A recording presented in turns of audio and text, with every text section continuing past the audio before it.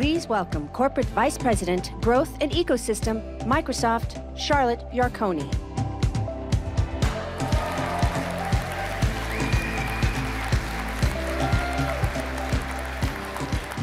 Good morning. Thank you and welcome to Seattle and opening day of Build 2018. I'm Charlotte Yarkoni, and I will tell you we're supposed to have a few good days of pleasant weather here in Seattle, yet I have the awesome job of trying to convince everybody in this room that you need to sit the next 3 days in dark, windowless spaces listening all about our products. So with that in mind, let's get going. So I am responsible for Microsoft's relationship with developers. I am an engineer, just like you, and in my role, it's my job to advocate for you. My teams and I advocate for you and your businesses across our product and engineering teams every day. We're listening, and we want to hear from you. A year ago, I was sitting where you are. It was my first Build conference. I had been with Microsoft a little less than 8 months, and I learned about an ingenious device called Project Emma that helped people cope with Parkinson's disease. A young woman stood on this very stage and for the first time in years was able to write her name thanks to the hard work of some particularly creative developers. I was deeply moved, and I can tell you that's why I love my job. And standing in front of you today, I can tell you I'm so excited about this year's Build. We have built a program that creates a clear vision for where we are and where we're going, both as an industry and as a company. And we've worked to ensure that connection between the vision and the technical roadmap for getting it done is also well defined. This morning, our CEO, Satya Nadella, is going to share our vision for a world of computing powered by the intelligent cloud and the intelligent edge. We'll then dive first into the platform that powers that vision, Azure, with my boss, Scott Guthrie. Tomorrow, we'll learn about Microsoft 365 with Joe Belfiore. Over the next 3 days, the many sessions, labs, workshops, and theater presentations will get you the information and answers you need to get stuff done. And we worked hard to bring that content to life with real-world examples. In fact, at this year's Build, we have more customers and partners presenting than we ever have before. And they're here to share with you how they solved real development challenges. I'm so pumped about the next 3 days, but I can tell you Build is only a portion of what we do for developers around the world.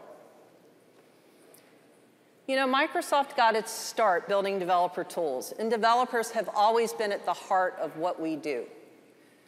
Recently, we've made an investment where we've built a team of global developer advocates that represent the broadest spectrum of communities.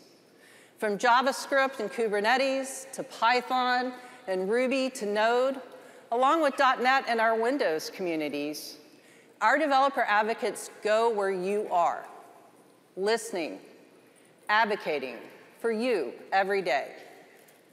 You'll find us in unexpected places like KubeCon, NGConf, OSCon, along with Dev Intersections and VS Live. Those coupled with the many user groups, meetups, and developer events that happen in your own backyard. Here at Build, you'll find our developer advocates located in the community lounge, and I would encourage all of you to go by, say hello, tell us what you're thinking, get some help on a project, and hopefully make some new friends. And while our developer advocates specialize in this work, you'll see today that all of us here at Microsoft are here to understand what's important to you, to start a dialogue, to empower you to do more. Build is special because it brings so many of us together in one place. From enterprises to fledgling startups, from Fortune 500 architects to DevOps engineers, from experienced developers to students who are shaping the future of our industry. That mix of talent is on display here today with this amazing crowd here in Seattle and so many more participating online.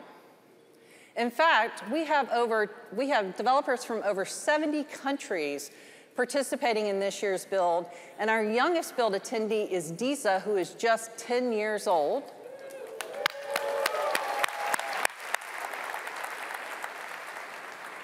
And she's joined by her sister, Anna, who is just 12 years old.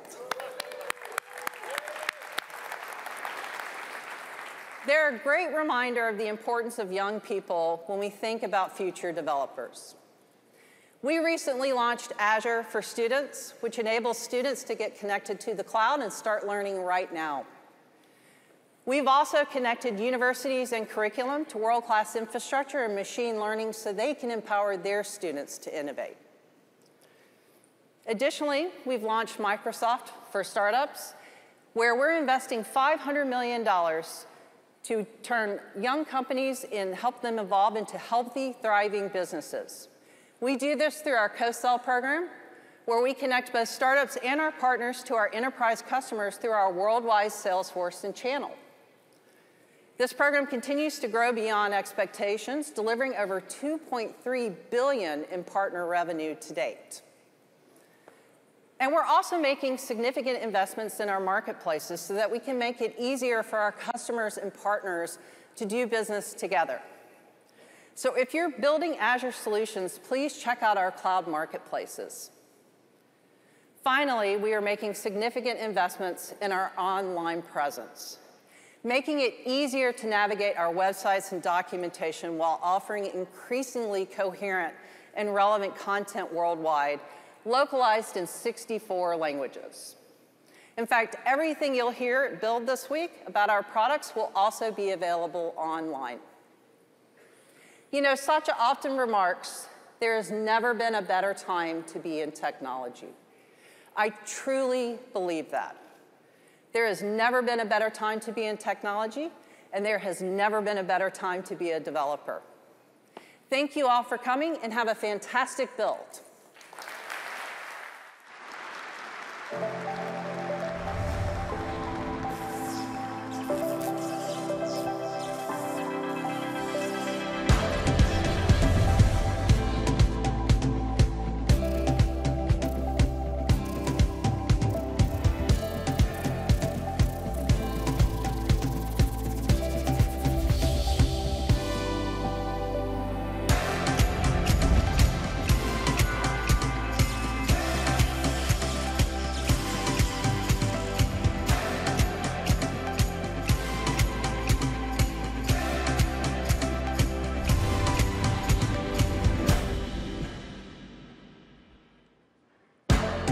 Please welcome Satya Nadella.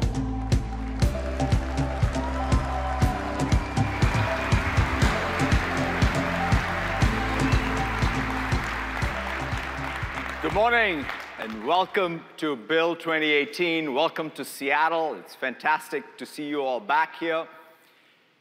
You know, this morning I got up and I was reading the news, and I hear Bill Gates is talking about stock. And he's talking about the Apple stock. And I said, wow, in the 30 years that at least I've known Bill, I've never seen him talk about stock. But today must be a new day for sure when you hear Bill talk about Apple stock. So that's the new Microsoft for you.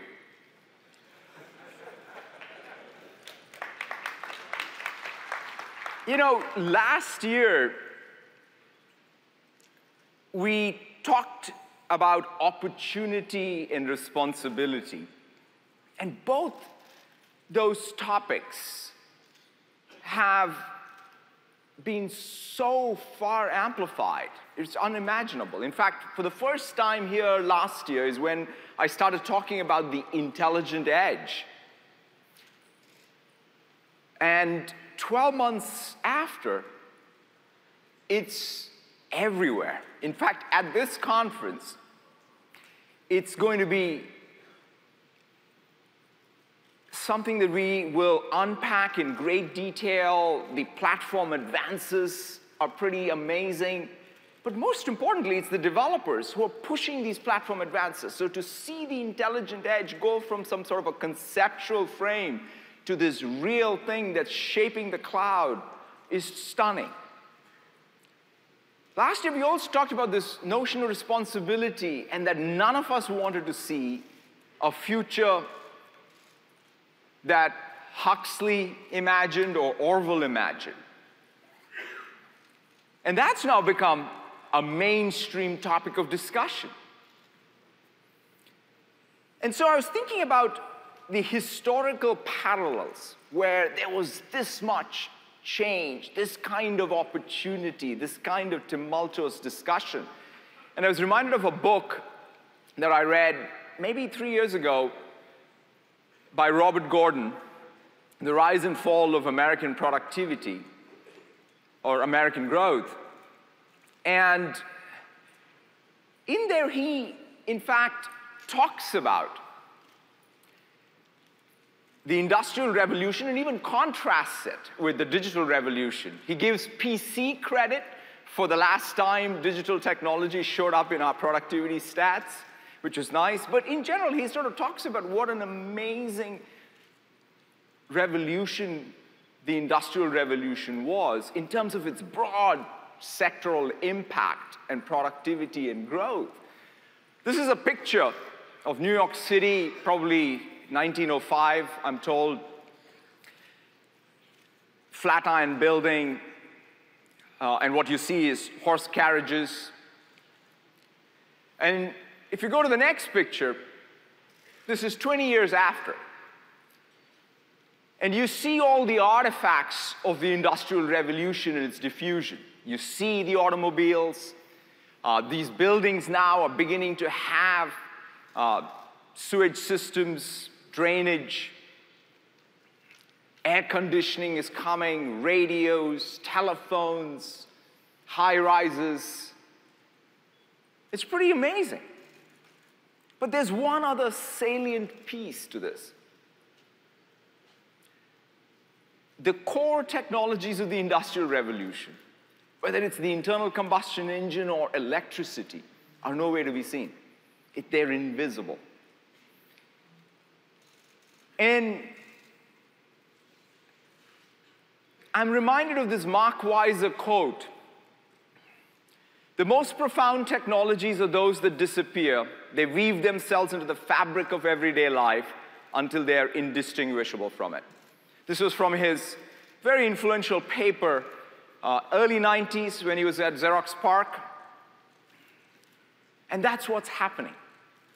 That's the opportunity that we see. The world is becoming a computer. Computing is getting embedded in every person, place, and thing. Every walk of life, in our homes, in our cars, at our work, in our stadiums, in our entertainment centers. Every industry, from precision agriculture to precision medicine, from autonomous cars to autonomous drones, from personalized retail to personalized banking, are all being transformed. In fact, if you think about the sheer computing power that is getting distributed, and how that computing power is being used to collect data, fuse sensor data, reason over that data, create the rich experiences throughout our life, it's pretty stunning. That's the opportunity that we have. It's in some sense endless. But we also have responsibility. We have the responsibility to ensure that these technologies are empowering everyone. These technologies are creating equitable growth by ensuring that every industry is able to grow and create employment. But we also have a responsibility as a tech industry to build trust in technology. In fact, Hans Jonas was a philosopher who worked in the 50s, 60s, and he wrote a paper on technology and responsibility. He was not referencing as much the digital tech, and a lot of his work got picked up later in bioethics, in other fields.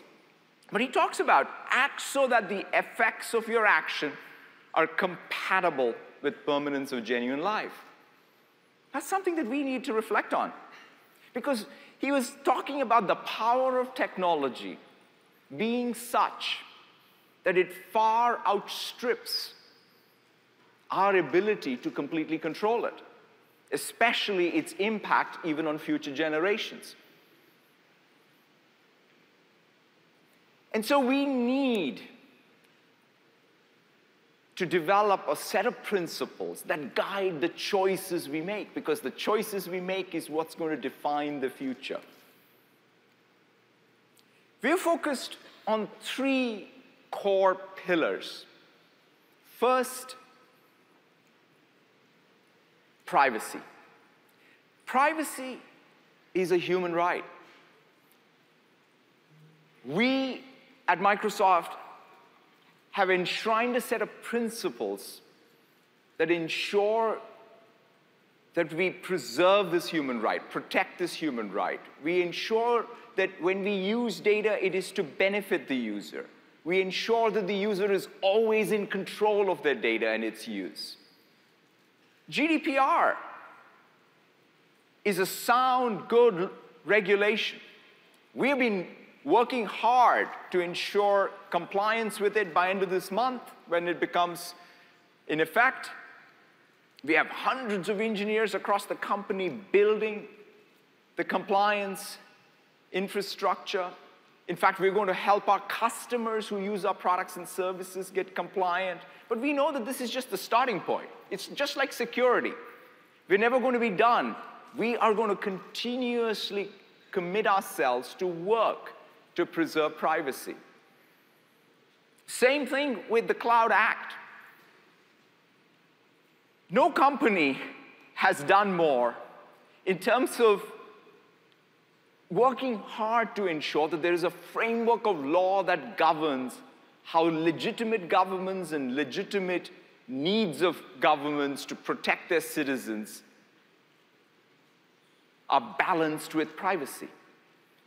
We've had 4 cases against the US government that we've litigated since 2013. One of them went all the way to the Supreme Court. While we were litigating, we were also working with both sides of the aisle on the legislative process. And so we think the Cloud Act is a good start. It creates a framework. We hope that the rest of the world and the United States can create, in fact, an intergovernmental framework around this. And meanwhile, we will continue to do what we have done, which is to ensure that customers are in control and privacy is preserved. Cybersecurity. We need to act with collective responsibility across the tech sector to help keep the world safe. We recently formed a program to protect our democracy, where we are going to work with the campaigns, the civic society, other constituents, so that we can secure our political process, our democratic process. We also led a consortium of 34 tech companies with the Tech Accord to ensure that citizens across the world are protected from cyber attacks. It's the digital Geneva Convention of our times. Ethical AI. We need to ask ourselves not only what computers can do, but what computers should do. That time has come. We formed an ethics board inside the company, which is a very diverse group of people who govern the products we build, the projects we engage in. But beyond that, we are also investing in tools. Because one of the key things that we have to do is put tools in the hands of developers, designers. Just like with good user experience and UI, we need good AI. We need to make this a first-class engineering discipline where the choices that we make can be good choices for our future. We're used to data sheets for software systems. We've always had these data sheets where the input-output was specified and we could reliably use software systems. We need the same for data. We need data sheets for data so that we can know where the data came from, what are its intended uses. Debiasing word embeddings. So there's some amazing advances in AI around language, except we train on the corpus of language that's out there. And unfortunately, the corpus of language that's out there has our biases. So we need the tools that can debias these word embeddings that we learn because of the state-of-the-art of AI. We also need privacy-preserving AI or private AI. In many cases, you need to be able to take data, have it cross even organizational boundaries. And to be able to do that by using techniques like homomorphic encryption, so that you can learn, train on encrypted data. We're already working on some of these technologies. We have libraries that work with things like Azure ML, and we're working with the healthcare and pharma industries. So these are investments we're making today to ensure that we can all collectively make ethical AI choices. This is what grounds us. This opportunity and responsibility is what grounds us in our mission to empower every person and every organization on the planet to achieve more. We're focused on building technology so that we can empower others to build more technology. We've aligned our mission, the products we build, our business model, so that your success is what leads to our success. There's got to be complete alignment. So this conference and the rest of my talk is about creating that opportunity for all the developers in the room. We're focused on two massive platform opportunities. One, Microsoft Azure, the other, Microsoft 365. And both these platform opportunities are being shaped by one major shift in the technology paradigm, the shift to the intelligent cloud and the intelligent edge. And there are three foundational technologies that are impacting this shift. The first one is ubiquitous computing.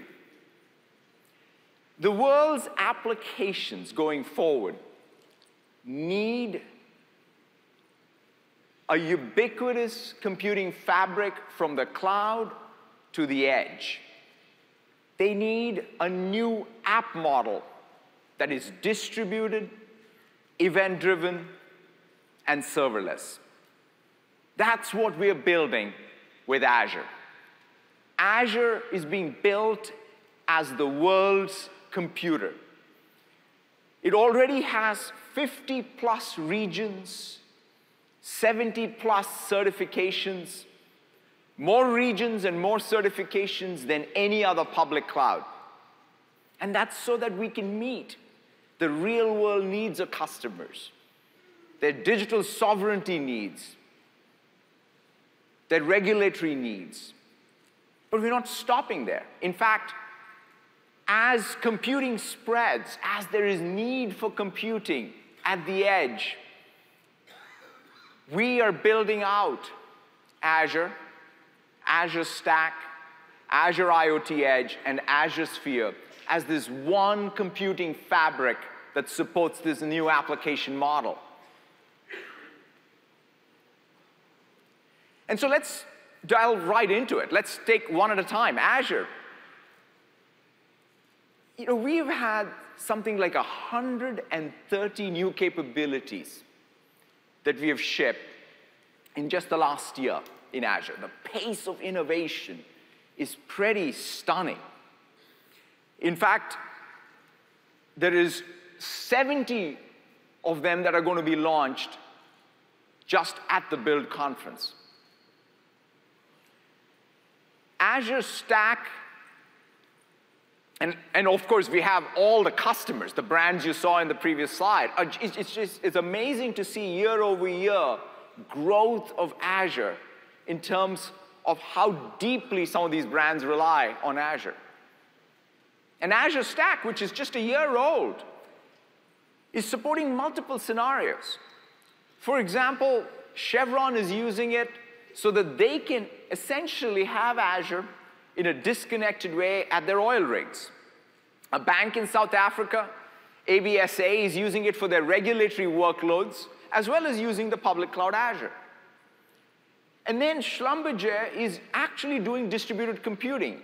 So they use the public cloud as well as Azure Stack as one fabric to be able to distribute compute so that it's close to where the data is. So these are all new scenarios which are pretty unique to Azure and what it can do. Azure IoT Edge. Again, phenomenal to see the progress. It runs both on Linux and Windows as first class, and we're pushing on Windows to make the management security with both Windows IoT and Windows 10 so that this runtime is well integrated. In fact, with Windows ML, we now have an inference engine for AI that works with the IoT runtime and will be hardware accelerated. And today I'm really pleased to announce that we're going to open source the Azure IoT Edge so that developers can extend it and contribute to it and take it to all the places that it's needed in. We already have significant momentum. Customers such as Starbucks, Ecolab, Schneider Electric, Rockwell Automation, many customers, and over 230 partners who have certified over 1,000 devices already for the Azure IoT Edge. And today, I'm really thrilled to announce a new partnership with Qualcomm, who's going to bring a new Qualcomm accelerated camera for scenarios from home security to industrial safety, and releasing a computer vision toolkit with it. So you can, in fact, run a container that's been trained in the cloud and deploy it right on the camera for computer vision. And this is going to be available by end of the year for developers to deploy. I'm also thrilled to announce a partnership with DJI, a leader in civilian drones and aerial imagery. DJI is doing two things. One is they're launching an SDK on Windows 10, so developers building commercial apps for a variety of different vertical industries now will have full access to the drone, both the data as well as the flight plan. So you can imagine what you can do in agriculture, industrial safety. Many of these applications can get written on Windows as the control plane for the autonomous drone. And we are also integrating Azure IoT Edge right into the drone itself. So again, you can deploy compute AI models that have been trained in the cloud to the edge right on the drone. And to complete the picture, Azure Sphere. This was announced at RSA just last month. It brings together secure silicon design, a secure operating system, as well as a security and a management service all together so that 9 billion plus microcontrollers that ship each year. I mean, talk about a business opportunity for all developers. 9 billion new compute nodes. And you can think of that as just part of Azure. Same programming model, same tool chain. And so this is what we're building out as one ubiquitous computing fabric. And so I wanted to roll the video of Azure Sphere, and then I want to have Sam George from our Azure IoT team come up and show you some of this stuff in action. Sam?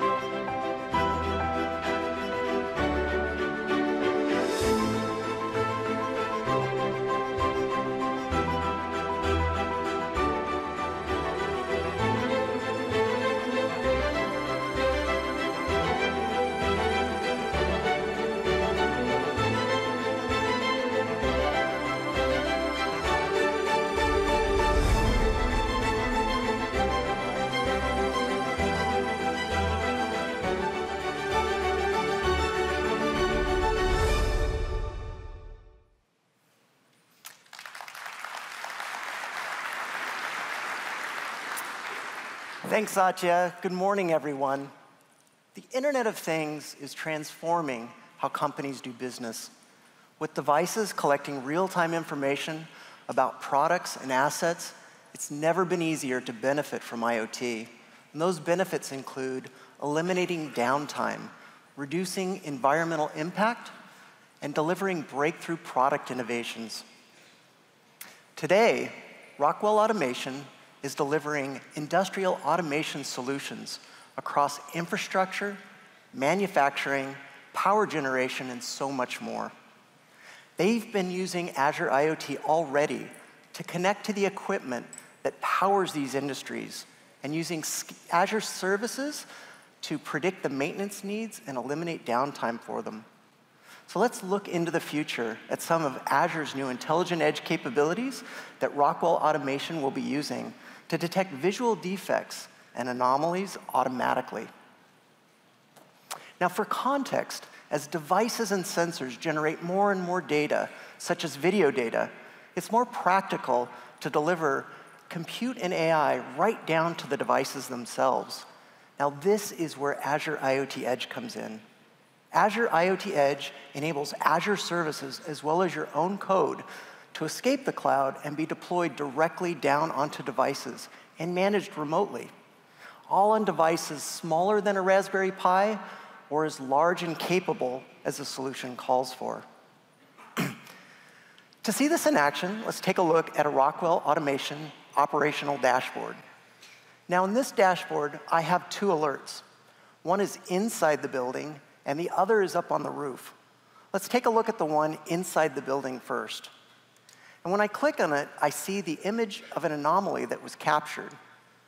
Now, this anomaly was detected by a camera produced by Qualcomm in partnership with Microsoft.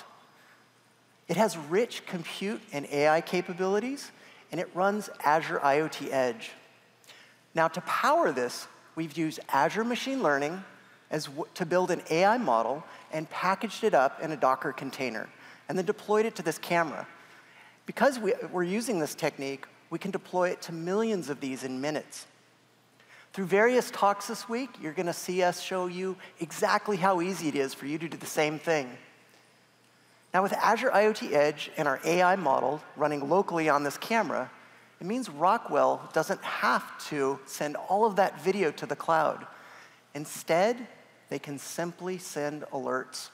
It also means they don't have to manually inspect all those pipes. Now, our AI model detected a stress fracture And if left untreated, it can be very dangerous. So I'm going to create a ticket in Dynamics 365 to dispatch a technician. Great. So back on our dashboard, the second alert is a pressure drop in a pipe up on the roof. Now, environments like this can be dangerous to technicians and very costly to organizations to deploy them. So this really calls for a solution with a new perspective. DJI is the world's leader in drone technology. From ready-to-fly consumer products to highly configurable industrial platforms capable of doing jobs that are dull, dirty, or just dangerous. And like us, they give people the tools they need to bring their innovations to life. Microsoft is partnering with DJI to bring Azure IoT Edge right to their drones. And this is significant because it means any Azure developer using Azure Machine Learning can develop AI models and deploy them to their drones. It also means I can take that same AI model that went to the Qualcomm camera and deliver it to the DJI drone.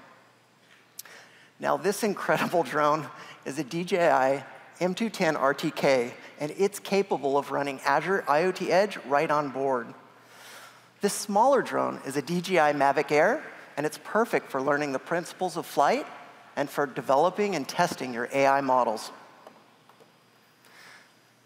Now, it's all well and good to talk about drones, but I bet you'd like to see me fly one, and I would love to.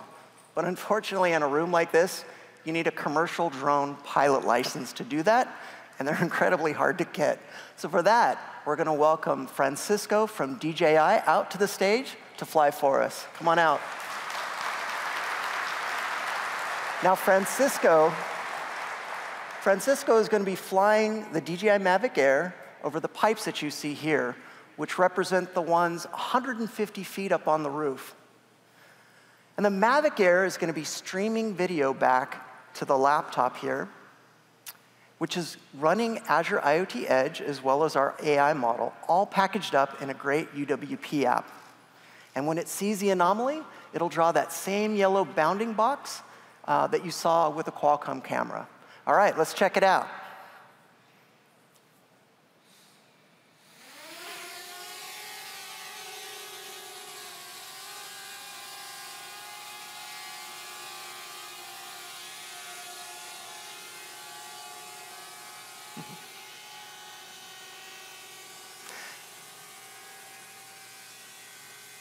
Now, as you can see, we're detecting that anomaly in real time. For the first time ever, we're able to stream video back from that drone to this laptop running IoT Edge and our AI model, which was developed in the cloud.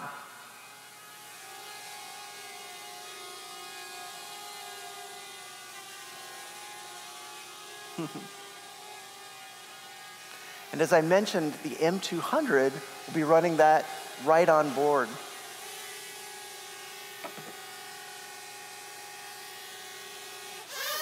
Great, thank you, Francisco.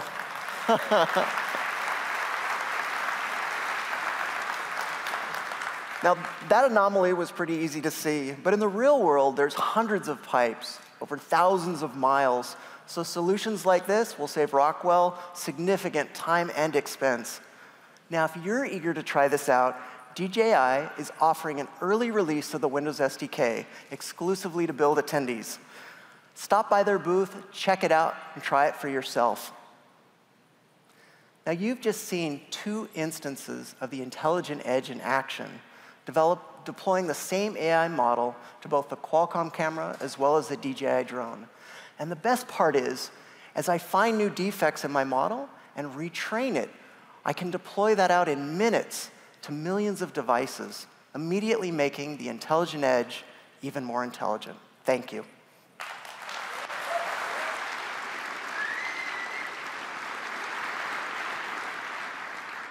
Thank you very much, Sam and Francisco. That was fantastic to see. And moving to the next key technology, which is AI.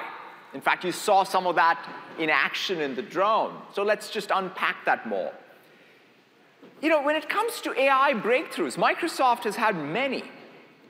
If you look at just 2016, That was when the first time we had the 152-layer ResNet that achieved human parity in object recognition. We then went on to achieve human parity on speech recognition using the switchboard data set.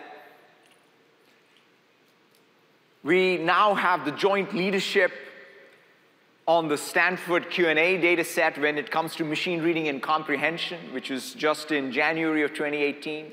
And then in March of 2018, we achieved human parity around machine translation.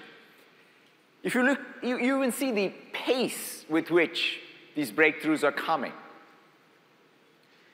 But the one thing that I think about as a platform company, as a tools company, is, in some sense, who cares about breakthroughs we achieve? What matters is, can we translate these into frameworks, tools, and services and put them in your hands as developers so that you can take AI and have impact in every industry, in every application. To us, that's what's important. We truly are committed to, in some sense, commoditizing AI. We have to go from sort of talking about AI being in the hands of a few companies to being in a place where AI is everywhere. It's in the hands of every developer and every organization. That's the next real shift. And that requires us to be able to scale, first of all, AI across both the cloud and the edge. We need to have the most productive tool chain to be able to create AI and customize AI. And then you need openness when it comes to frameworks and infrastructure. They can't be locked in. And that's what we're working on. In fact, Azure Cognitive Services, in the last 3 years have gone from, again, early releases to full-fledged services. We have the most number of cognitive services, 35+ services that are available to developers today, spanning speech, vision, language, machine translation. But the key is that you can customize these. In other words, you can bring your data, your label data, and use it to customize the models and then deploy the models where you need it inside your applications. And there are many, many customers. And this applies across vision, speech, and language. And we have many customers already doing this. In fact, Coca-Cola used computer vision in a very innovative marketing program. BMW is building their own personal assistant for their car that's branded by them. Twitter uses our machine translation to be able to translate every tweet. KPMG uses, in fact, speech for compliance. NBA uses semantic search. RIT, it's a fantastic case study of using machine translation and speech recognition to make classrooms inclusive. They customize it by teaching these systems the specific subjects. I mean, think about what it can do for an inclusive classroom.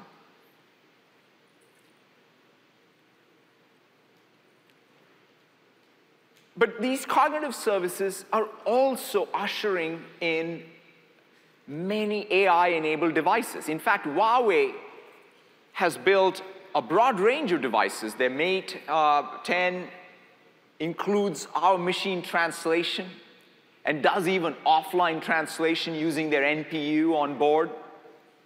Xiaomi worked with another travel company, Samjoy, and brought a new device, which is so phenomenal, because what it does is it uses speech recognition and machine translation to give every Chinese traveler a far-field device to be able to communicate with anyone else without the language barrier.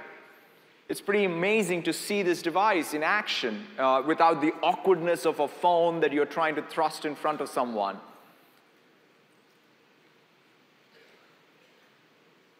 So in order to really democratize the creation of more of these types of AI-powered, AI-enabled devices, I'm really thrilled to announce a speech device SDK, as well as reference kits that Rubo, which is one of our OEM partners and ODM partners out of China, has built. This is a microarray speaker that you can take and deploy in any device. Many industrial applications now get built by recognizing ambient noise and signatures. And so these are devices that can be built by developers for even low volume scenarios in the enterprise market, as well as consumer applications.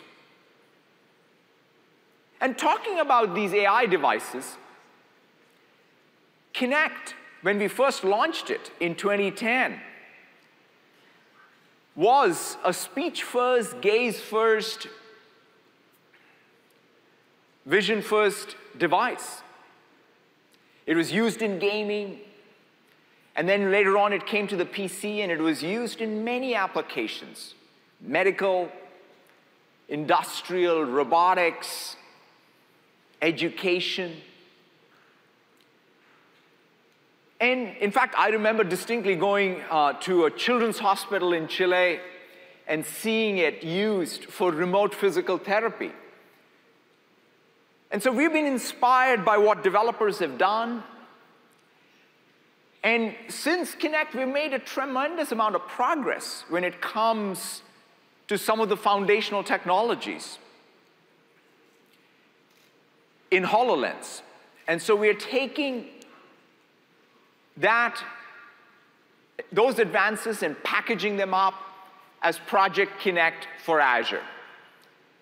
And this Project Connect for Azure is going to have some of the best spatial understanding, skeletal tracking, object recognition, and package some of the most powerful sensors together with the least amount of depth, noise, and also have ultra-wide field of view.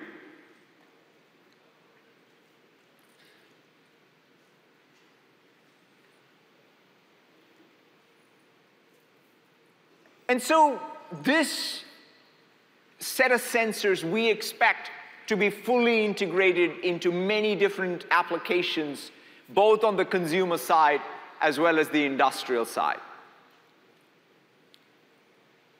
The next big area of AI is conversational AI. It was 2 years ago when we talked about bots as the new applications. Every company will build branded agents.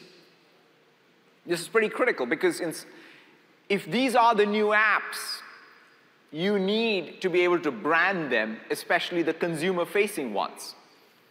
It's not sufficient to just build skills for others' agents, but you need to be able to have your own agent that can directly talk to customers. And every agent should be able to converse across multiple personal digital assistants. Right? And we now see a tremendous amount of momentum with all of these technologies. In just 2 years, we have seen many customers build both customer-facing, employee-facing bots for a variety of different use cases. Let's just roll a video to show you what customers are doing with bots.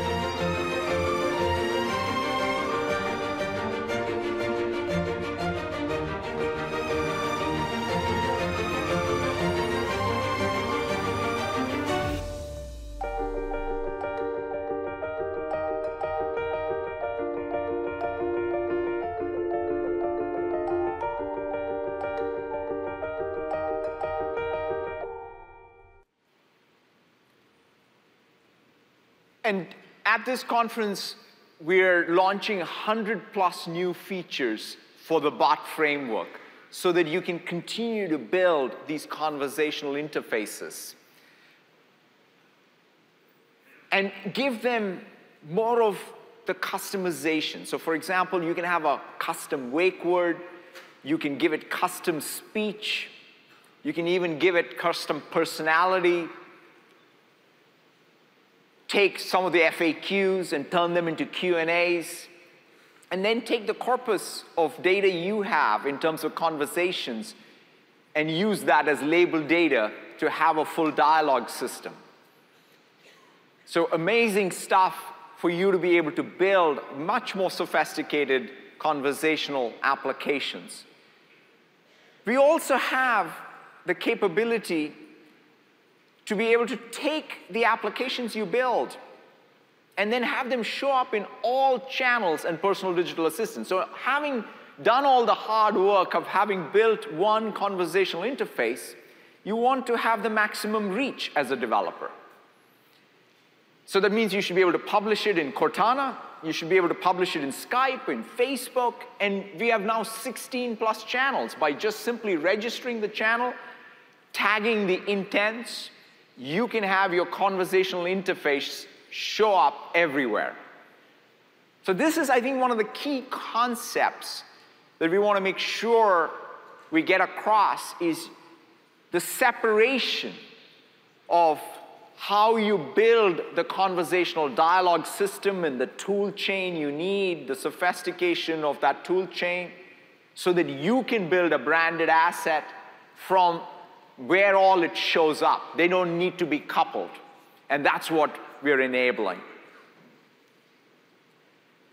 When it comes to tools and frameworks, it starts with having the best data estate. And Azure, you'll hear from Scott later about our data estate.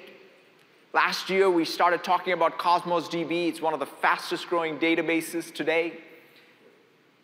To what we have done with SQL and our data warehouse and our data lake, because you now have the ability to bring all your data in its native form and then have a best tool chain for you to be able to prep that data, to iterate on it, to build your models, and then to deploy them where you need it, either using our batch services or our Kubernetes service. So that tool chain is what's going to be very, very critical to be something that gives you that productivity edge. But there's one other thing, which is we want to make sure there's openness in every layer. Just because you like one of the frameworks, in fact, you should be able to choose any framework. You should be able to choose CNTK or TensorFlow or PyTorch or MXNet. Any framework of your choice. Use those frameworks using this tool chain to build your model, and then you want to be able to deploy it on the infrastructure. And even there, we have worked with Facebook to create this open neural network exchange, Onyx, which is supported broadly now by all of the frameworks I mentioned, as well as the hardware acceleration from Intel, from Qualcomm, NVIDIA. It's supported the 2 inference engines, Core ML on iOS, as well as Windows ML supported. So that means you have this intermediate representation between your frameworks and the hardware so that you don't get locked in. Just because you love one framework doesn't mean you got locked in to one particular neural processing unit. And so we want to open that up. And talking about AI infrastructure, I'm really thrilled to announce the preview of Project Brainwave. Project Brainwave is a distributed real-time AI fabric that today is working with FPGAs from Intel to bring the best-in-class real-time AI, low-latency AI capabilities and inferencing capabilities. It has 5x lower hardware latency than TPU for real-time AI. And this is going to be available in preview for developers. And we're also going to extend it all the way to the edge. We're working with our system partners to take FPGA and make it available wherever Azure is available. And we have many customers who have these high precision and high throughput needs who are working with us. And one such customer is Jabil. And so let's roll the video to show you how they're using FPGA for real-time AI already. People tend to think of Jabil as a contract manufacturer. We are more than that. We're a manufacturing solutions provider. We've been talking with Microsoft about Project Brainwave. The benefit of the FPGA is the ability to deploy our machine learning models at the edge at a lower cost than GPUs, but at a higher performance capability than CPUs. The early test result from Microsoft has shown FPGA is capable of predicting 550 images a second, comparing with a CPU cluster with 40 images a second. The potential for Project Brainwave is substantial in allowing us to move forward at scale for machine learning across Jabil. Very exciting.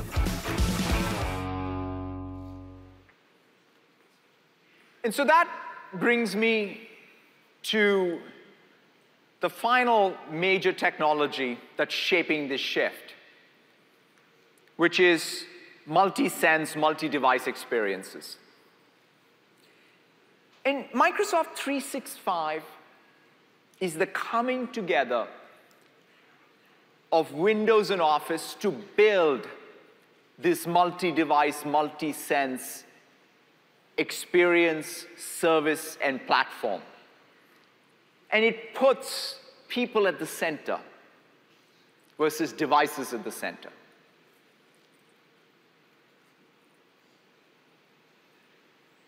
And I think it's easy for us to think about this by looking at what happens and how you interact with Microsoft 365. You may pick up a phone and use Outlook Mobile in the morning. You're in the car, you're joining a Skype meeting because Skype is embedded in the car dashboard. You come to work, you work on a PC, on Word, and you're collaborating with someone from across the country. You're in a meeting where you have a large screen device like the Surface Hub. During a single day, you're using multiple devices. You're at multiple locations, working with multiple people, and interacting using multiple senses. That's the world we already live in. We need an operating system. We need a platform that abstracts the hardware at that level, that creates an app model at that level. Single devices remain important, will remain important, but this meta orchestration is what we need to do. We need to up-level even our concept of what an operating system is, and that's what Microsoft 365 does. And in fact, you can start as a developer, right, at least in the case of Windows, where a lot of our applications are, which is on the desktop, on your laptop. With Fluent, you can modernize for the mouse and keyboard a Win32 app, a WPF app, a Universal app. Every one of these applications can be modernized using Fluent. Of course, applications are not just rectangular windows anymore. You can add senses. So you can add ink, you can add speech, both far field and near field. This holiday season, you're going to have every PC, just like how they had touch, going to have a lot more of near field and far field with wake words or wake on voice capable devices out there. You can have mixed reality. You can have gaze, so you can add application richness with multiple senses.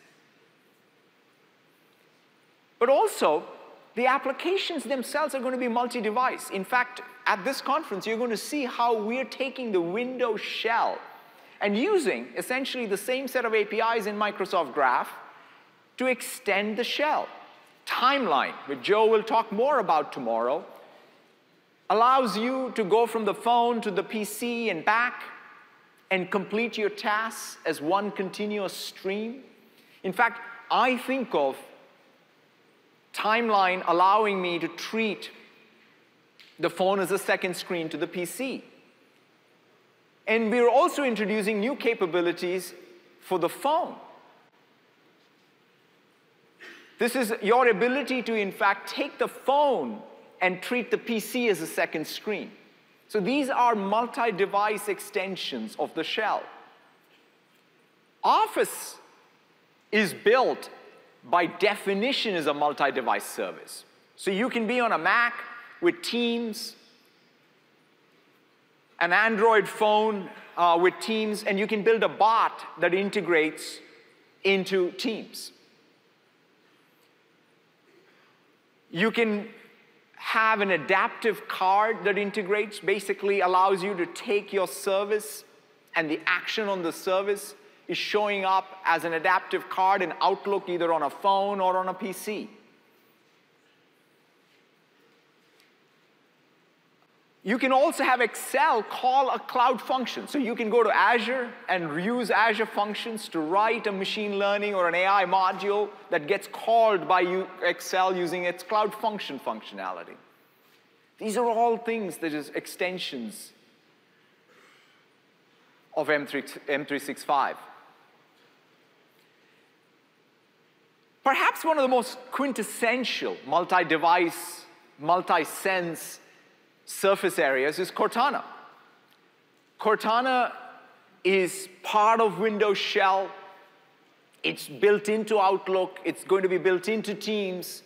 It has these unique capabilities. It has the unique capabilities around scheduling meetings, transcribing meetings, keeping commitments. It saves me every day because it knows the mails I send where I commit to things, and it reminds me of those. And I already talked about how something like the bot framework can be used to build skills for Cortana as well as many other surface areas.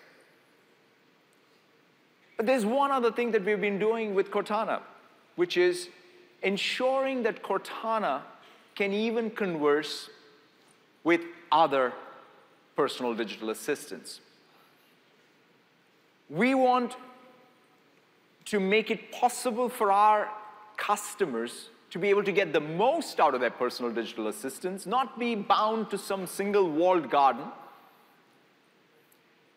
and for developers to have access to the maximum number of users.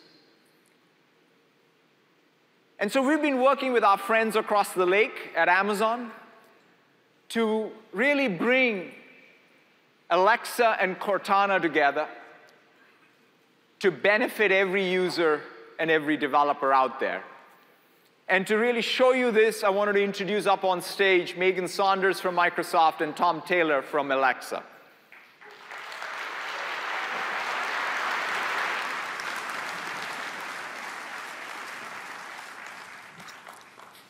In the real life, I go to the people I trust for advice. I talk to my mom about my teenagers, which is pretty often now. I talk to Joe B about my hair. And in the ambient world, we believe that assistants will work together each and every day to help us. Thanks, Megan. It's really been great working with you and the rest of the team here at Microsoft with Alexa and Cortana. At Amazon, we believe voice will make customers' lives easier at home, at work, and everywhere in between. We share a vision that there'll be many successful intelligent agents working together to provide customers a more helpful experience.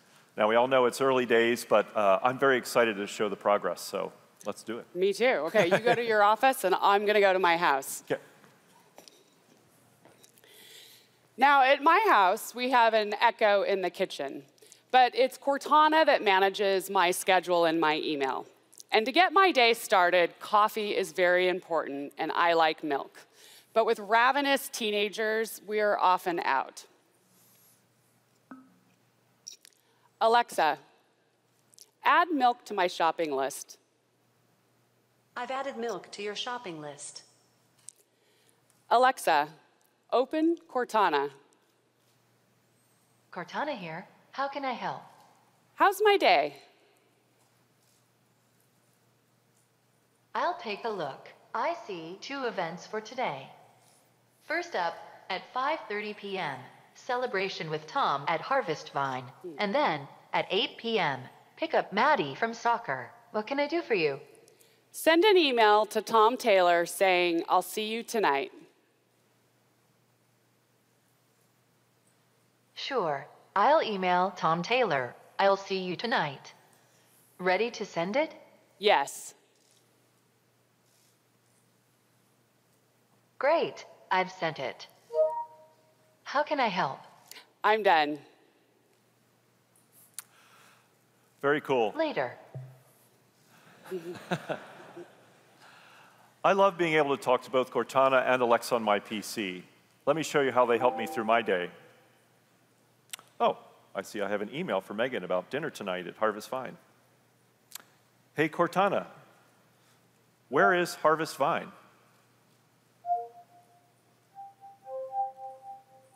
Harvest Vine is about 2 miles away at 2701 East Madison in Seattle. Better get going. Hey, Cortana, open Alexa. Hi there. This is Alexa. How can I help? Get me a ride to Harvest Vine. There is an UberX 2 minutes away from your Alexa address. Should I order it? Yes, please. Okay, requesting your ride. This may take a few moments. Would you like to continue? Yes. Okay, your Uber driver, Sarah, is arriving. Look for a Toyota Camry. What's next? Turn off the lights, please. What else can I help you with? What do you think about Cortana? I like Cortana. We both have experience with light rings, although hers is more of a halo. Is there anything else? Thanks, that's it. Just a few of the things that Alexa and Cortana help me do throughout my day. Well, Megan, it's really been great to be here with you today. I can't wait to see what customers do. Yes, we're really excited about this first step in a longer journey as intelligent friends, both in the real and the ambient worlds. Now, we're committed to meeting customers wherever they are on whatever device is most convenient for them. Now, this experience is still in a limited beta, but you can go to this website to be notified when we go live. Now, for all of you developers out there, building skills for Cortana and Alexa is going to enable access to more people across more devices, and we can't wait to see what you will build. Thank you.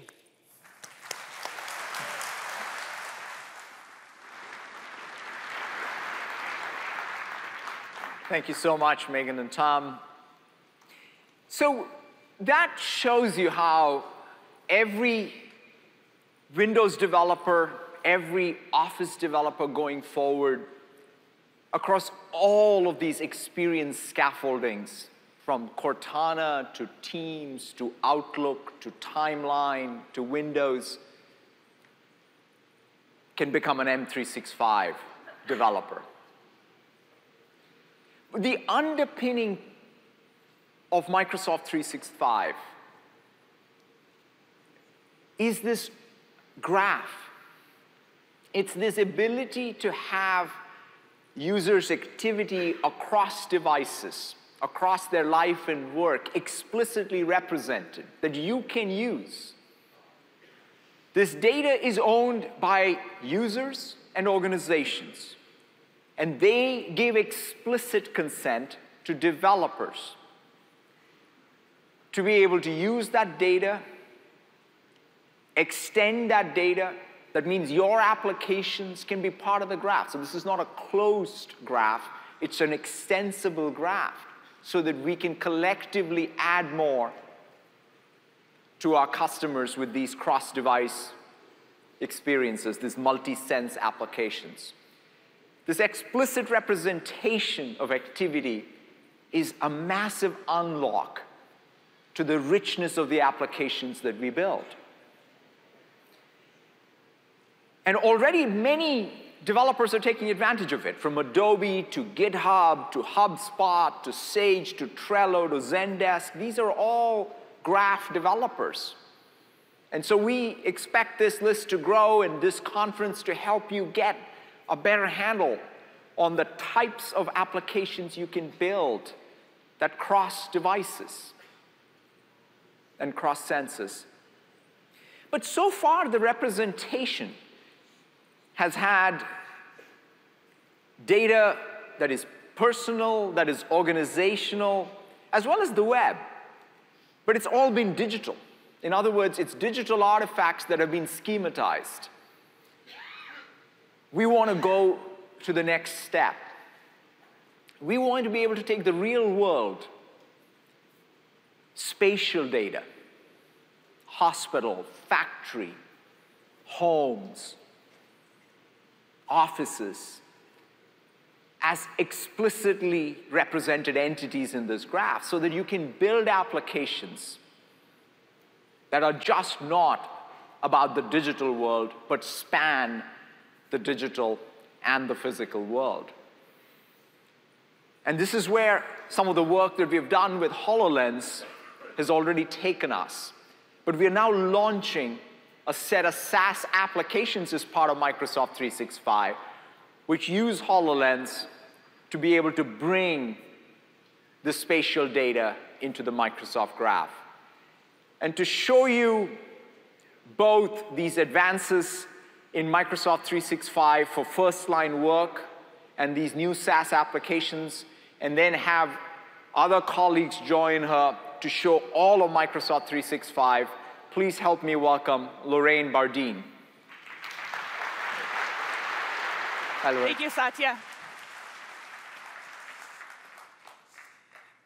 We're going to show how Microsoft 365, Azure, and the Microsoft Graph can bring the power of computing into the real world. So first, I'm going to talk about industry and about first-line workers. And then we're going to switch gears and talk about the future of meetings and knowledge workers. So first-line workers in any company, they're the first to the customer, and they're the first to the problem.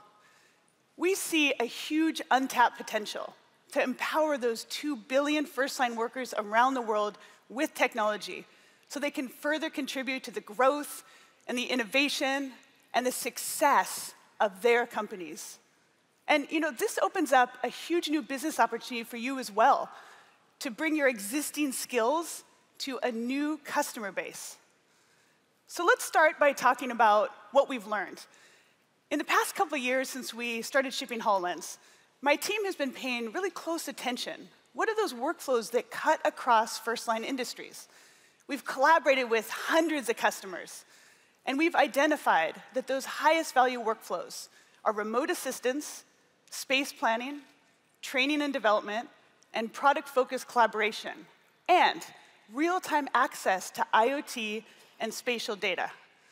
So let's take a look at the first 2 of those high-value workflows, remote assistance and space planning, through the eyes of our customer, ZF Manufacturing. Let's roll that video. ZF Transmissions is a worldwide builder of high-end transmissions for luxury and industrial vehicles. We want to be the technology leader for automotive support autonomous driving. If I want that, I can not only have the best product, I also have to have the best processes. And I have to have the best technology to support our processes. The passion is about bringing technology that adds value. And not just value to the business process, but value to the people. Because without the people out there on the shop floor, we're nothing. I'm Matthias Stütz. I try to solve problems that the machines have, that they have less downtime, that we have a higher technical availability. Because if the machines are not running, we're not producing parts, so we don't make money. I'm Lee Faden. I'm a planning engineer here at TG. I receive layouts for new equipment to come into the plant and make adjustments and then place those pieces of equipment in the plant drawing. A lot of times I have to take screenshots at specific angles so that I can get exactly what they want to see, and I have to make adjustments and really have to fill in the blanks with an explanation. and I have a difficult time trying to produce that with the tools that I have. 99% of our equipment comes from Germany and Switzerland. Either they can help us over the phone, or they have to fly in. So it could be a day, could be 5 days. Speaking to someone who has the same machine in Germany and has 10 more years of experience with it, you can figure out problems way more faster. I saw items that I've spent hours on building come into a real-life environment, and I was able to manipulate those and change those to reflect the environment that they're in. That was a great planning tool. When I can do what I love the most, and technology helps me with that, I don't feel like I'm wasting my time. I'm a person of very few words. I communicate best through my creative endeavors, so that's the tool that I prefer to use, and hopefully it becomes one of the best tools that I have.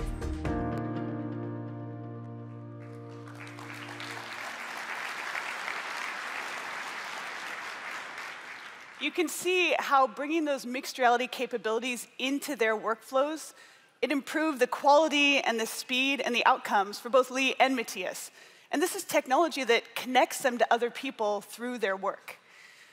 So my team's been hard at work, and today we are incredibly excited to announce 2 new mixed reality business applications, Microsoft Remote Assist and Microsoft Layout. And these are joining the Microsoft 365 family and available for public preview starting May 22nd.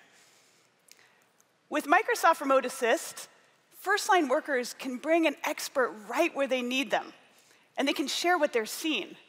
This is really important because often they don't have the help they need on site. They can collaborate to solve problems faster using heads-up, hands-free, video calling, image sharing, and mixed reality annotations. And the IT administrators, they can count on secure access, secure communications through Microsoft Teams. And then those experts, they don't have to head out into the field or hop on a plane to solve problems. This really expedites their troubleshooting, and it eliminates a ton of travel costs.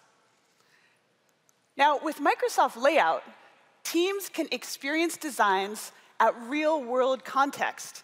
They can share and edit those designs in real time, and they can make better decisions faster.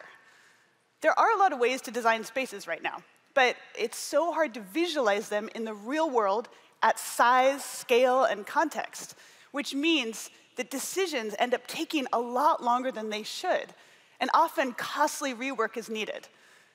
But with Microsoft Layout, teams can make decisions that used to take weeks or months. They can often make them in just days. So you remember those workflows I was talking about at the beginning?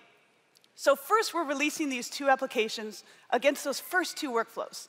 And soon, we'll be sharing more about how we're going to help with training and development and product-focused collaboration. And right now, we're actively working with customers to provide real-time spatial data to first-line workflows. Now, as developers, when you design for HoloLens, you're designing for this first-person point of view, which means that you have access to just rich, new data and inputs. And then when you design for IoT, right, you're coding against the real world. And that's more rich, new data. And we believe it's the combination of these 2 things that's going to increase the value of your applications tremendously. Because with Azure IoT Edge, with connections to the Microsoft Graph, and with capabilities like Bot Framework, these world-sensing devices, they contribute as members of the team, and they're integrated with existing workflows. Let's take a look at this in action at one of ThyssenKrupp Aerospace's factories. Let's roll that video.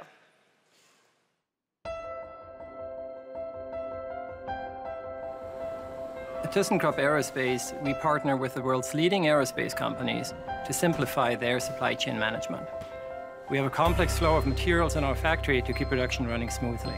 Our top priority is keeping people safe and making sure they have access to all the tools and information they need to make better decisions quickly. Microsoft's mixed reality tools are helping us get there. As we take on new projects, we need to optimize our workflows. With Microsoft Layout, we're able to make design changes in our actual factory space with 3D holograms. Once we have an optimized workflow, we use spatial analytics to help drive quality improvements. We're running 24/7 on most saws, so it's expensive to take one offline. Spatial analytics listens to our machines and helps to tell us the right time to replace a saw blade, balancing quality with the bottom line. Integration with Teams and Cortana allows our workers to make quick, in-context decisions that speed up production. With Microsoft's mixed reality tools, we're able to work faster, safer, and at a higher quality than ever before. We can't wait to scale this across our entire organization. There's so much possibility.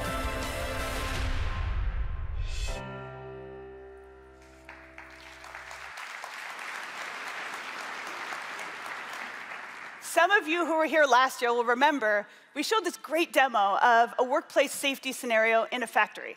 So it's only a year later, and ThyssenKrupp is using Azure IoT Edge, Microsoft Graph, Teams, and Cortana assembled into a workflow that's improving workplace safety and efficiency in their factory.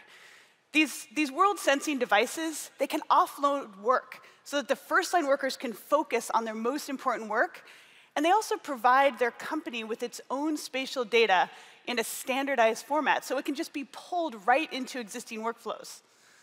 So these three things that we talked about today, we're launching these mixed reality applications, and this is, in large part, it's contributing to a big audience expansion to those 2 billion first-line workers. It's a new set of customer needs and a new business opportunity for all of you. And we're also making available this spatial and IoT data, both to first-line workers and to their companies. Now, my team, we work to integrate cloud and edge and mixed reality technologies into products. What we're doing is we're breaking ground so that you all can invent and get to market even faster. And we just love being on this journey with all of you. So let's switch gears now, and let's take a look at the future of modern meetings. And for that, I'd like to invite out on stage Rana. Thanks, Lorraine. A key component of building a modern workplace is creating tight connections between the people you work with, the content you create, and especially the conversations and meetings you share. So today we're going to show you some conceptual scenarios for how you can create those connections with intelligent devices and services that understand both our physical world and our digital world. Let's start with something we're all familiar with, meetings. Hey, Cortana, set up a meeting right now with the Smart Building team to discuss the new project proposal we're creating. Sure thing. You are all free now. Where do you want to meet? Find me a conference room with a Surface Hub. Okay, Teams Scrum Room is available now too. Want me to book it? Yes, please. Great, you are all set. What you can see behind me is a common office meeting room, but this one's different. On the desk, we have a prototype device built on similar technologies to the ones we showed you earlier. It picks up both audio and video that you could pair with AI services and Microsoft 365 to help with key tasks like identification, voice transcription, and even real-time translation. Welcome, Jamal. Hello, Dave. The AI services even identify Dave and Jamal as expected meeting attendees. I'm going to go join them. Good morning, Rana. Would you like to start the meeting? Yes, please. I know Katie and Julia are coming from another meeting, so let's go ahead and get started. Dave, what's the latest with the smart building pilot? I've already done some preliminary analysis on the data, and I'm finding some high temperature outliers. We should discuss it later in the meeting. Okay, sounds great. Dave, do you know if we'll have enough of the Yanzi multi-sensors to update the showcase floor? Actually, I have some concerns about the location of those sensors. We should hold off on doing a one-to-one replacement until I can... Oh, I'm really sorry to interrupt, Dave. I actually have some ideas about the replacement, so maybe let's connect after the meeting. OK, that's good to know. I'll follow up with my team and post an update to the channel after the meeting. And I'll follow up and send Yanzi an email about those showcase sensors. OK, that sounds great. Now, take a look at the transcript behind me on the left. Even though we were all speaking over each other and the sound environment here is actually pretty challenging, the AI services, coupled with the audio and video signals from the device, could still accurately identify who was speaking and when. You'll also notice that it picked up our meeting items and listed them on the right. And the voice recognition model has been trained over time to understand our team's unique communication style and recognizes our speech patterns even when we're speaking in business jargon. This not only helps the interactions in the meeting room, but it helps remote participants have a more active meeting experience. Our remote teammate in China can see and hear a translation of this meeting. In fact, we can support multiple simultaneous translations. Hey, Katie. Hey, Julia. Hey. With Microsoft Teams, we can continue this conversation right within the context of the work we're creating together and the business apps we use to stay on top of our project. I can even access great third-party apps like Trello and GitHub. But now Cortana is in this workspace with me, so she can help me stay connected across all my experiences. As you can see here, Cortana has detected that we need to find a time to meet. Instead of me struggling to find time that works for everyone's calendar, Cortana will automatically offer up a few options based on our mutual availability. She'll even carry the context of our conversation forward to the meeting details. And just like that, our meeting is scheduled.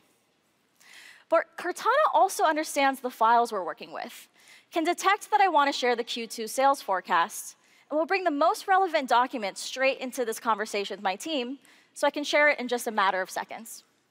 Nice. Hey, even though I came in late, I love that I can catch up and identify everyone in the room. I'm deaf, and I work with a sign language interpreter. The transcript doesn't eliminate the need for my interpreter, but it lets me give my full attention without having to worry about note-taking. This makes it a lot easier for me to bring my engineering knowledge to the table and participate in the discussion. I love getting the meeting notes at the end, too. Hey, we need to get started on the smart buildings proposal. I've already started on the outline, but there's a bunch of elements we still need to include. Creating a proposal like this in the past was time-consuming, not just for me, but for everyone on my team. I'd send emails to experts, search for information I need, and run reports from line of business apps, all just to pull them into the document. Now, since everything is a part of the Microsoft Graph, I never have to leave my document, which means that I can stay focused, ask for what I need, and it just shows up. As I'm working on my document, I can add a simple reminder as a placeholder. Or say, I want to get a customer quote from my colleague, Patty. So what I'll do is I'll @mention Patty and ask her to please provide that great customer quote. Now, in the past, I'd have to switch from Word to Outlook and run the risk of getting sucked back into my inbox. But now, Patty's quote will show up in the document exactly where I need it. And what's great is I can keep working. So let's do that. Lastly, I want to provide some more information about the Yanzi smart building sensors. So what I'll do is @todo and remind myself to insert the Yanzi information here. Now, this is my favorite part.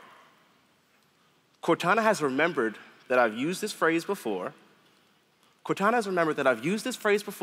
Saw my intent from the to-do item, and then suggested the information I needed using AI. And in case you didn't notice, Patty's information showed up right as I was doing it. The graph becomes richer the more we use this service, and will better understand our intent. In the future, developers will be able to connect and extend their own applications and data sources to the graph and have that information show up in the document exactly where you need it. Great. Thanks for that update, Jamal. Anytime. Katie, what's the latest with the common area designs? I've been texting with James. Let me take a look. As an engineer, I spend a huge amount of time in front of my PC. but I'm also getting nonstop text messages and alerts on my phone. On average, we open our phones more than 100 times per day. But we think we can do better. With an Android phone and upcoming version of Windows 10. Let me show you two simple examples. As you can see, I'm getting SMS messages from my phone right here on my PC. I love being able to respond without having to pick up my phone and unlock it. It's much easier to type messages on my PC. I can also drag pictures from my desktop. Let me send this over. Not only that, when I get a picture from James, I can use it right away, just by dragging and dropping it into PowerPoint. Let's see how this sensor would look in our common rooms. Looks pretty good. I can also access my phone's notifications and can click on them to open the equivalent Windows app or see them on the web. Here, I'm opening a Medium article on smart building design. I'll send it to the team after the meeting. Great. Thanks, Katie. Dave, how about we hop into that temperature data now? Of course. Let me bring up the latest data from Power BI. Great. This is the last 24 hours of temperature sensor data. And I can see that most of the sensors are reporting normal values. But I've got these 3 high temperature outliers. Let me reorganize the data by room type. When I do that, I can see that most of the high values are coming from focus rooms. But we looked into that, didn't we? We didn't find any equipment in the focus rooms that would cause a temperature spike. Yeah. Right. But let me reorganize the data spatially, because I found something interesting. OK. These are the actual 3-dimensional positions of the sensors with the building plan. But let me add a 3D map layer from Bing for additional context.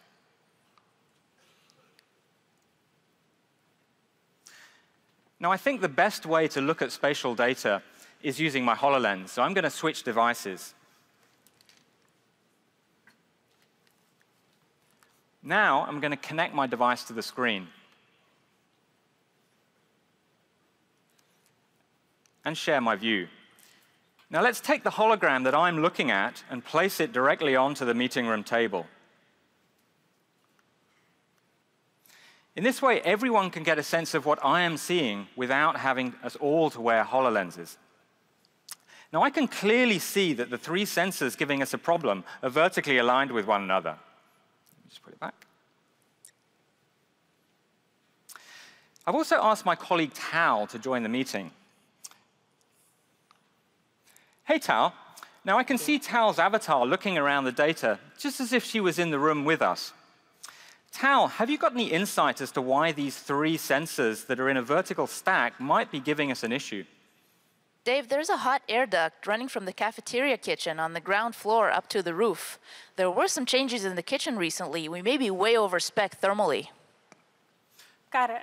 Maybe we should change the sensor placement for more consistent readings. It's a good idea. That's great. I'll follow up with the building manager to check both the hot air duct and the sensor position. Data visualization is a powerful tool for both finding and sharing insights in data, especially when we can collaborate with multiple people across multiple devices.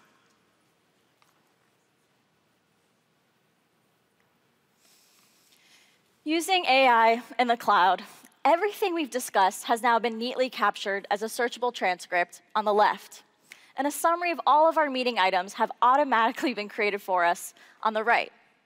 Which reminds me, Dave, I need to follow up with you so you can present that data to our leadership team next week. Great. Great meeting. Thanks, team. Anytime. Yeah.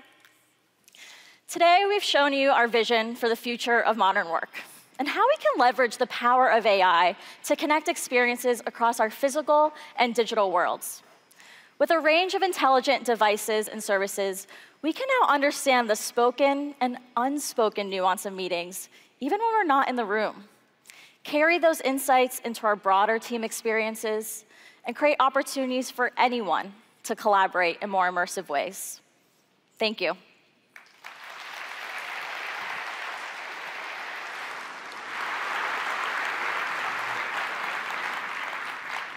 Thank you so much, Rana and team. That was just pretty stunning stuff. You know, the opportunity, this platform shift to the intelligent cloud and the intelligent edge is pretty limitless. You saw that with Microsoft Azure and Microsoft 365. I mean, just 2 data points, that 9 billion microcontrollers are now compute endpoints. 2 billion plus people who are first-line workers are addressable with these scenarios with Microsoft 365. Just think about that as the base for which we want to innovate, build applications. Now, in fact, this very shift is even shaping the 2 other platforms, Microsoft Gaming and Dynamics 365. At GDC, we talked about how we're innovating across the console, PC, mobile, as well as with PlayFab on the cloud.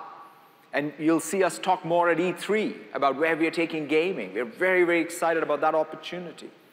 With Dynamics, in fact, the spring release we just recently launched, we also launched this very powerful platform, the Power Platform, Power BI, Flow, Power Apps, which acts as the extensibility framework for Microsoft Graph, extensibility framework for Dynamics, as well as Microsoft 365. And it's embeddable by every SaaS ISV. So we're excited about all these 4 products and platforms co-evolving with one major shift to the intelligent cloud and the intelligent edge. But when we talk about this limitless opportunity, it's not really about adding more screens or grabbing more screen time.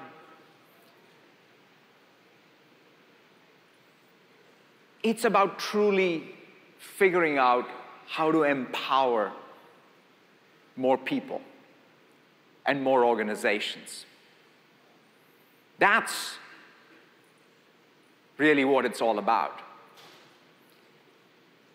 We have a real responsibility as we think about the impact of technology to ensure that technology is reaching everyone. In the last few years at Microsoft, I've been truly inspired by the passion of people, the developers inside as well as in this community, where we have really taken some of the advances in AI in particular and applied it to accessibility, applied it to help people with disabilities. It's been a personal passion of mine, and it's been a privilege for me, a blessing for me to see that unfold. Every year we have this Hackfest or 1 week, and each time when I see the types of things the developers are capable of doing, the magic they can create with learning tools in OneNote or using Gaze with ALS, it just really helps me see the bigger picture of what technology can do. Let's roll the video.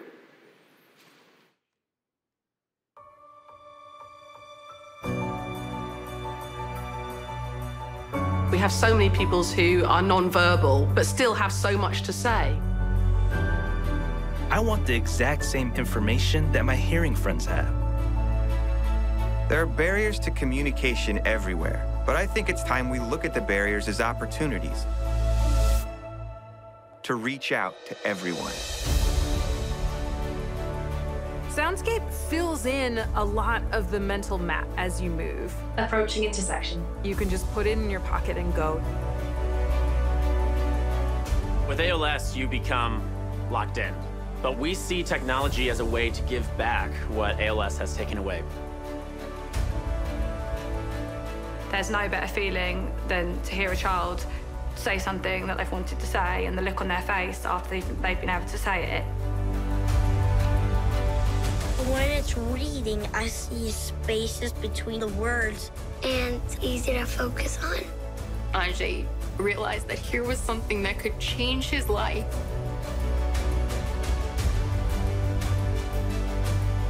Now that I have my phone, I can see exactly what was said, and that's been a huge help to me. The system is learning as it goes, and the accuracy has improved tremendously. Students can pick any language that they choose to receive the information. It's like we jumped into the future. Because communication is very important for all of us, and we just want to be together and not feel left out. Aider les personnes avec autisme à communiquer, il y a des images. Je parle, je donne une information à Arthur et elle est traduite par l'application El Picto instantanément en pictogramme et après d'une façon orale. Va t'habiller et te brosser les dents. On va pouvoir remettre en place une communication qui est plus spontanée. Je crois que ça aide à recréer du lien. Both my wife and I are totally blind, and we have a 3-year-old son that's in preschool. He can see, but his parents can't. So to be able to know what's going on at his school is everything. The Seeing AI app has the ability to allow me access to the visual world. Artificial intelligence is beginning to have an impact on the lives of people with disabilities, but it's only going to grow. There is still so much out there to be done.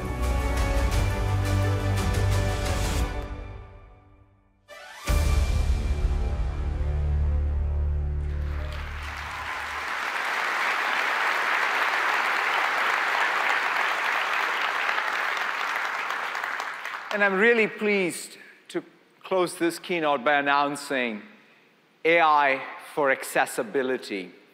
This is a grant program that we are creating so that we can give grants to researchers, NGOs, developers, give them support, platform technologies, so that you can bring your ingenuity and passion to help the 1+ billion people in this world who have disabilities. I can't wait to see what you all build. Thank you all so very much and have a fantastic rest of the build. Thank you.